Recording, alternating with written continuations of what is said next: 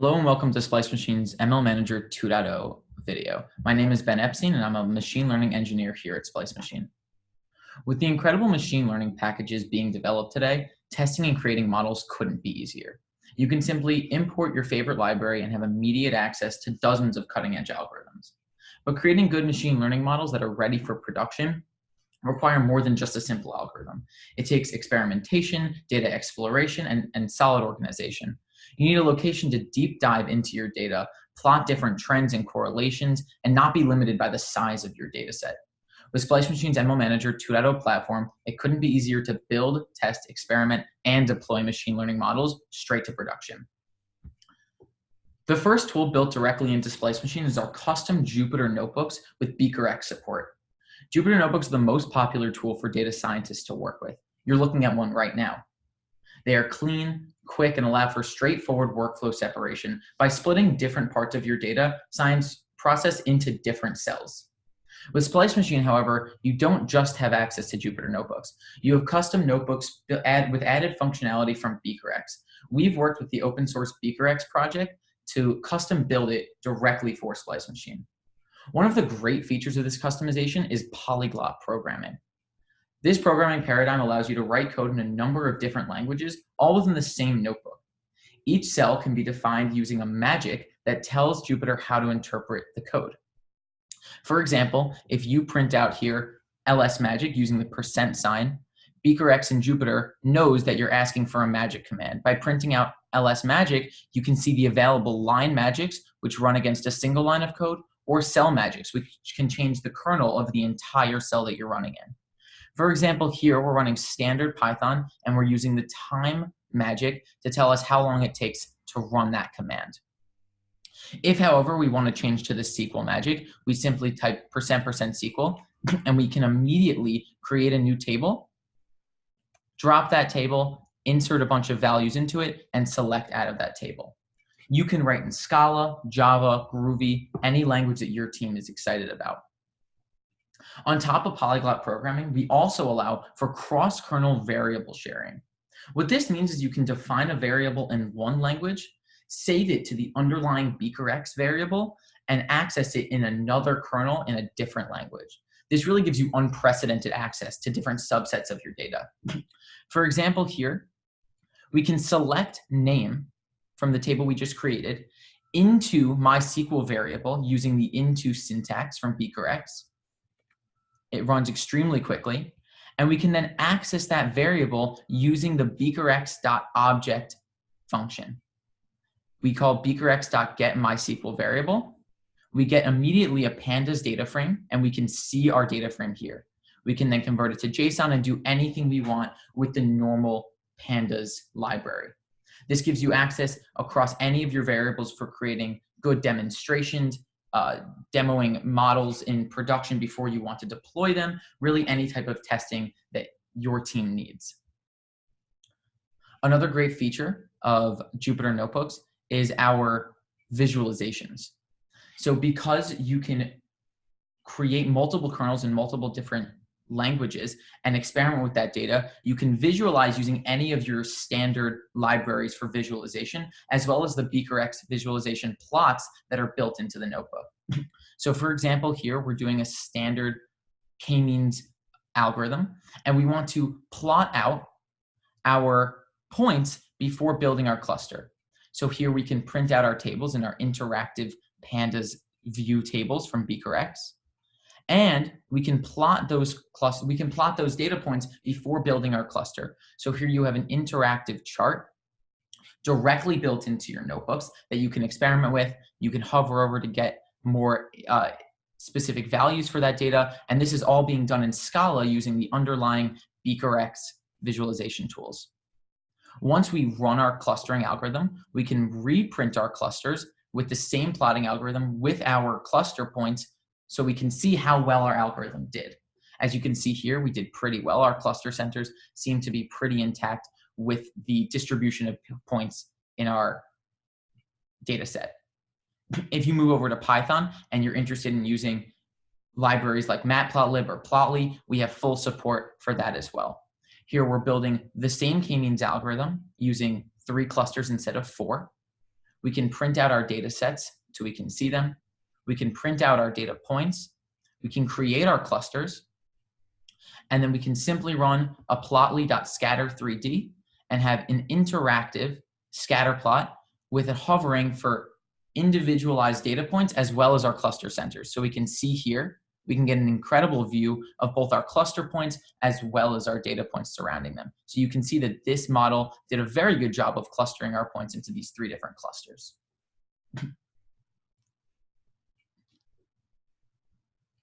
Another serious problem in the data science world, besides visualization and data exploration, is overfitting. Overfitting can come from a number of different factors. Creating models that are too tuned to your data, making bias splits within your data set, or even picking the wrong algorithm for the problem. But all of these issues can be overcome.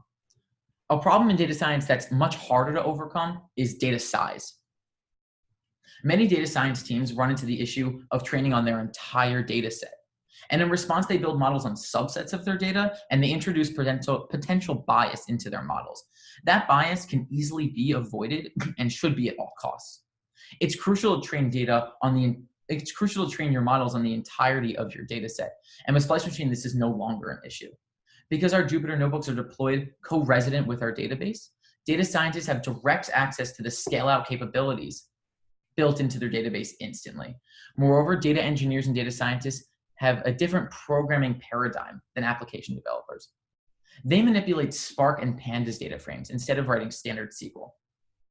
Splice offers this pattern as well with the full CRUD API. Using our native Spark data source, you can, in milliseconds, run select statements in SQL against your database and directly stream that data set into a Spark data frame without serialization and with full ACID transactionality. This level of data access and manipulation makes model building and data exploration easier than ever before. So what we're seeing in these 2 cells is we're creating a Spark session, and that spins up our Spark executors, and we're creating a PySplice context, which is our Python API for our native Spark data source. By running a simple splice.df, you can select an entire data set from a table, no matter the size, and your data set is streamed without serialization into that data frame, such that when you want to do manipulations like a map or a flat map or a collect, or even the models that you want to build in Spark, you can see the Spark jobs running directly in front of you. And if you want to display a subset of that as a Pandas data frame or as a Spark data frame, you can easily do that as well. Here we're taking a data frame, we're mapping it, and we're displaying it as a Pandas data frame, a subset of our data, and we immediately have access to all of it. This allows you to build models on data no matter the size, because Spark will expand to the size of your data set and create more executors as you need more data. Modeling on the Splice Machine platform is also just as easy. With Spark, scikit-learn, TensorFlow, H2O, and PyTorch, you can work in your favorite library, no matter what you like. For scikit-learn, we can also utilize something called skdist, an open source project that allows you to train a number of different scikit-learn models simultaneously on Spark. Think about a cross-validation set. Future work will include TensorFlow and Spark as well. All of these great features bring with them lots of complexity. And now that you have total access to your data and modeling efforts, how do you build a team around this? How do you organize your work? How do you maintain governance? How do you deploy your models? These questions and many others have brought the term MLOps into view. MLOps is the process of operationalizing the data science workflow for production-ready teams. Data science is different from other engineering efforts in that it's an experimental process and requires a different approach to its structure and organization. If you've ever seen a spreadsheet like this, you know the horror of its creation. This is a typical data science runbook spreadsheet. Different experiments, runs, parameters, data sets, metrics, and everything else that may be necessary for a data science experiment, all stored in a single Excel spreadsheet. This is really unusable for a serious data science team. It takes a long time to create. It requires redesigns for every new project and is prone to user error, as different versions are flying around in people's inboxes and attachments. The data scientist in you may be looking at this spreadsheet and asking, well, what if I want to tune another parameter? Or try a different model like a random forest. How would that fit into the structure of this spreadsheet? Well, you're correct in those questions, and the answers aren't so simple. Really, you can't, and it doesn't. But this is where MLManager comes in. Splice MLManager and MLflow, we took the popular open source project MLflow and added functionality that we think completes the ML lifecycle. With MLflow, you can easily and dynamically track everything and anything that's pertinent to your models.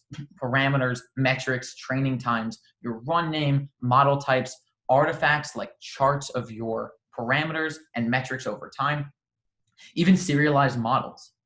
With Splice Machine's MLManager, all of those metrics, parameters, and artifacts are stored directly in the database with no need for external storage mechanisms. You can easily build a multitude of models, track everything you need dynamically. As more parameters or metrics come up, those fields are simply added to the UI, and you can compare them numerically or visually within the MLflow UI. For example, in this notebook here, we're building a fraud detection model where we can simply create our Splice context, create our MLManager object, and now you can use the straightforward MLManager API to log models, artifacts, and metrics all to the MLflow UI. Here we're pulling in our data set like you saw before, converting into pandas for simple visualization. We can create standard heat maps to get correlation outputs of our data set so we can see what features might be most relevant. We can here start a run, add tags to specify what this run is and what we will be doing. We can specify all of the transformers in Spark that we're going to be using, like a vector assembler, a standard scaler, and a random forest. And with the MLManager, you can log pipeline stages for your pipeline, and everything in your pipeline will get logged to the MLflow UI, which we'll see in a minute. Here we can create our own CV, our cross-validator. We can set our tags, set our max depth, our number of trees, our subsampling rate, for example.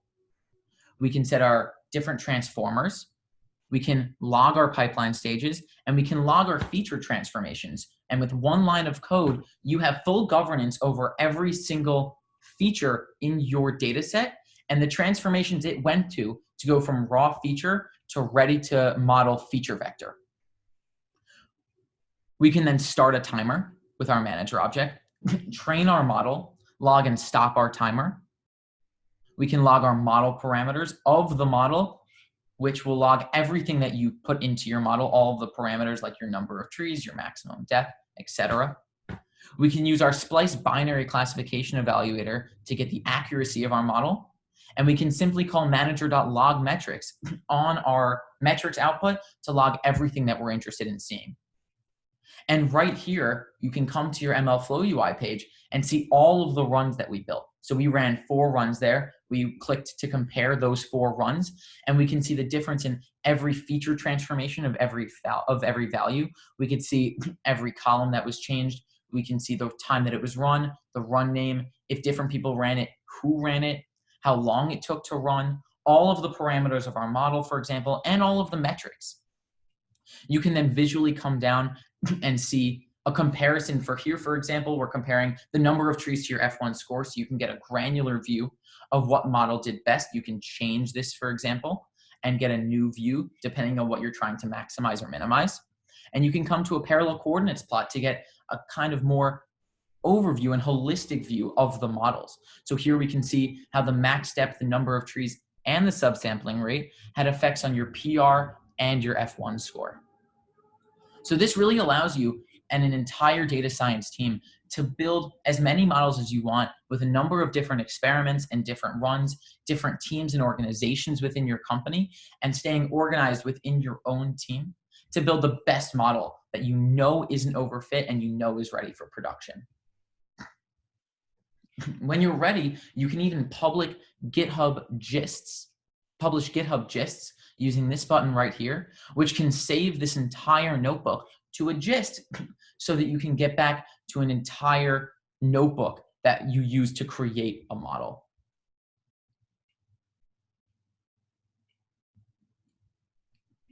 Once you're ready for your model though, model deployment is an entire hurdle to overcome.